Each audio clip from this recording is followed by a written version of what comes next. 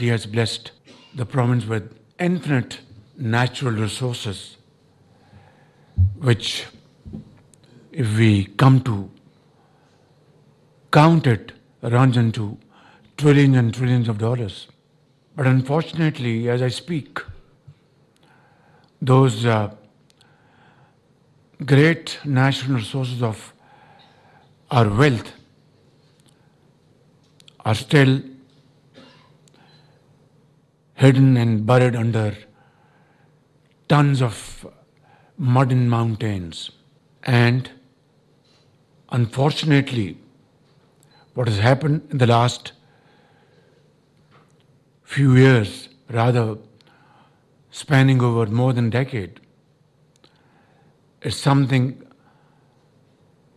a matter of self-introspection. Ladies and gentlemen, Balochistan has always taken pride in its values, culture, as I said, and Baloch people have always been very, very generous in promoting those segments of society who either migrated to Quetta and other places or were living there from ages. Pashtuns, of course, are part of Balochistan. Punjabi migrants, and then other tribes living in Balochistan. And there was complete harmony and peace existed between all these segments of society for a very long time. Nature designed Balochistan in a manner where, with much smaller population, geographical distances brought up a challenge by itself. Distribution lines spanning over hundreds of kilometers between two communities. Challenge of grid, challenge of distribution, and so on and so forth. Road infrastructure is again a very big challenge, if not more, because without proper road network, how could you commute efficiently to schools, colleges, industries, cities, towns, etc. And then, of course, other challenges etched in history. Now, the question at issue is that how to meet these challenges so that the people of Balochistan, Baloch, Pashtun, and all other communities living over there should not only own Pakistan, but also feel active participants and beneficiaries in Pakistan's trajectory of economic growth. So, ladies and gentlemen, in a capsule, these are the challenges which need to be discussed, addressed, and conclusion drawn, which would benefit not only the people of Pakistan, but Pakistan as a country, as a nation. So, let me now address this part of our discussion and discourse. As I said, and have mentioned some of the challenges, it requires financial layout, financial resources to address these challenges. Therefore, back in 2010, when NFC award was being discussed between federating units and federal government, at that point in time, Sayyid Yusuf Raza Gilani was the Prime Minister of Pakistan, and Honorable Asif Ali Zardari was President of Pakistan. So at that point in time, NFC award, new NFC award was under discussion. I would like to mention in all humility that in Lahore, all four chief ministers were gathered together along with their finance ministers, and of course, 3 days marathon session went on without break. Of course, when the night fell, we would go for a few hours rest and then gather next morning again. Complete 3 days, we were locked in a room. And ladies and gentlemen, what unlocked the entire discussion, bringing it to a very harmonious discussion and win-win solution, was, I would like to say in all humility, the province of Punjab. I announced in that discussion that, gentlemen, the demand from Nawab Raisani is that unless 100% financial resources are added to Balochistan's share, we will not accept NFC award under no circumstances. I said, Punjab is ready to contribute whatever amount is required to meet my brother Aslam Raisani's demand. And this is what we call true spirit of a federation.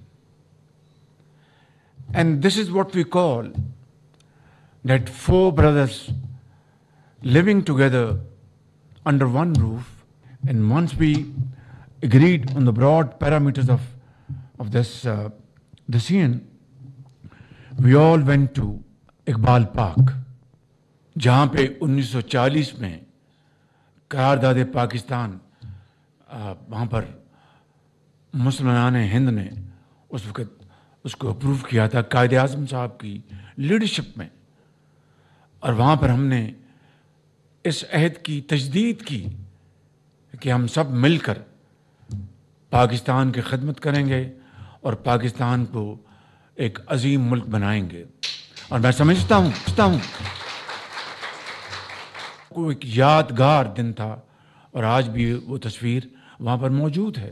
और जब मैं बलूचिस्तान के भाइयों और बहनों की बात करता हूँ, बच्चों की, तो उसमें मैं कोई यानी जुग्राफियाई तकसीम की बात नहीं कर रहा, क्योंकि हम पहले पाकिस्तानी हैं, फिर पंजाबी हैं या बलोच हैं या सिंधी हैं या पश्तून हैं.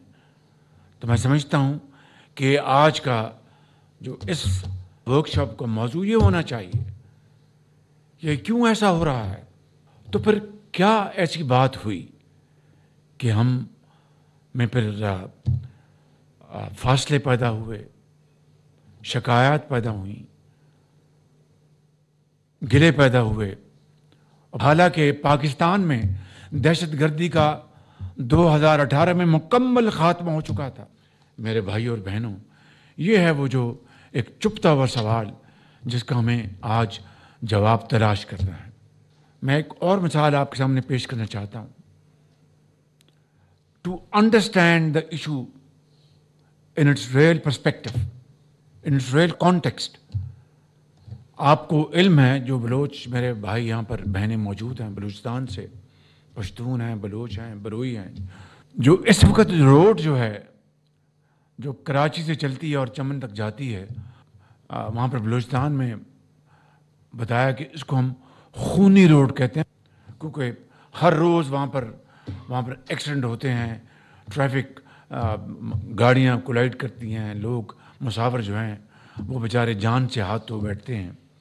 इंतहाई काबिल एहतराम मेरे भाइयों और बहनों, ये बात कोई 3 माह पुरानी है, 4 माह पुरानी है. मुझे इस खूनी रोड का और इसका 300 अरब रुपए इसका तखमीना है, या 350 अरब रुपए इसका तखमीना है. اس کو دو رویہ کرنے کے لیے، تاکہ یہ جو خونی روڈ ہے اس کو امن کی روڈ ہم کنورٹ کر سکیں، اس کو بڑا کر کے، اس کو چوڑا کر کے۔ یہ آپ کے علم میں ہے کہ یہ تیل کی جو قیمتیں ہیں، پیٹرول کی قیمتیں، یہ ہر 2 ہفتے بعد قیمتیں اناؤنس ہوتی ہیں۔ ایک موقع کے اوپر تیل کی قیمتیں نیچے آئیں، پیٹرول کی قیمتیں شاید 8-10 روپے فی لیٹر تیل کی اور ڈیزل کی، وہ میں نے حساب لگایا تو کوئی سال کا 180 ارب روپے اگر میں ریٹین کر لوں تو یہ خونی روڈ یہ امن کی روڈ میں بدلی جا سکتی ہے۔ میرا اس فیصلے کا مقصد ایک ہی ہے کہ پاکستان میں ہارمنی، صوبائی جو محبتیں ہیں ان کو جوڑنا، یکجہتی اس کو فروغ دینا، اور ترقی کا پروجیکٹ ہے، اس کو اگر میں پیسہ لگا دوں گا کہ مجھے یقین ہے کہ پشاور سے لے کے کراچی تک ایک آواز نہیں آئی، تو میں نے اللہ تعالیٰ کا شکر ادا کیا کہ یہ وہ سوچ، یہ وہ فیصلے ہیں جس سے پاکستان یقیناً ان مشکلات سے نکل کر آگے جا سکتا ہے۔ ان کنکلوژن آئیڈ لائک ٹو سے کہ یہ مسائل آج کے اور کل بھی ہوں گے، لیکن ان کو ریزالو کرنے کے لیے ایک بات شرط اول ہے کہ یہ یقین کہ یہ ہمارا پاکستان گھرانہ ہے، ہم نے کہیں آگ لگے گی تو اس کو مل کر بجھانا ہے، اور امن کو، ترقی کو اپنا مشعل راہ بنانا ہے، اس کو فروغ دینا ہے، اور اس کے لیے ہمیں یکجہتی، محبت، اظہار، قربانی سے کام لینا ہے۔ تب تو پاکستان انشاءاللہ ایک عظیم ملک بن جائے گا اور بنے گا انشاءاللہ آپ سب کی کاوشوں سے۔ میں اپنی بات کو اقبال کے اس شعر پر ختم کرتا ہوں: فرد قائم ربط ملت سے ہے، تنہا کچھ نہیں، موج ہے دریا میں، بیرون دریا کچھ نہیں۔ پاکستان پائندہ باد۔ وزیراعظم شہباز شریف بلوچستان ورکشاپ کے شرکاء سے خطاب کر رہے تھے۔ انہوں نے کہا افسوس کہ بلوچستان کی دولت اب بھی زمین کے اندر دفن ہے، دور دراز آبادیوں تک بجلی اور سڑکوں کی فراہمی بڑا مسئلہ ہے، صوبے کی جغرافیائی ساخت ترقی کے سفر میں چیلنج بن گئی ہے۔ اللہ نے بلوچستان کو بے شمار قدرتی وسائل سے نوازا ہے۔ خبر دیں گے آپ کو، IMF شرط پر عمل درآمد کرتے ہوئے حکومت نے وزارت خزانہ میں ٹیکس پالیسی آفس فعال کر دیا ہے۔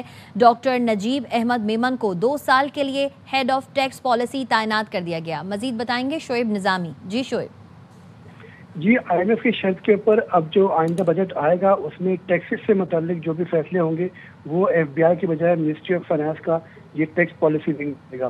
اس کی اس کو فعال کر دیا گیا ہے، اور یہ جو ہے 1 نومبر سے باقاعدہ طور پر جو ہے وہ ٹیکس تجاویز بنانا شروع کر دے گا۔